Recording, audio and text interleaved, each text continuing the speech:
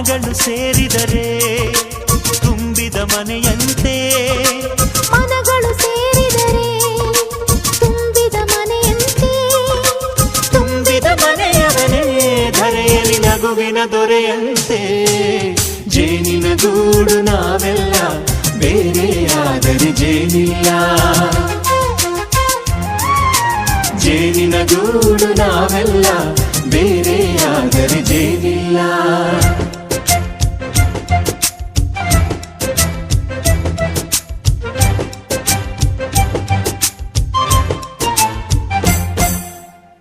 ಬದುಕಿನ ಬೆಂಡಿಗೆ ಅಂಟಿರೋ ಜೋಳದ ಕಾಳುಗಳ ನೋಡು. ಹೌದಪ್ಪ. ಸಿಪ್ಪೆಯ ಸೂರಿನಲ್ಲಿ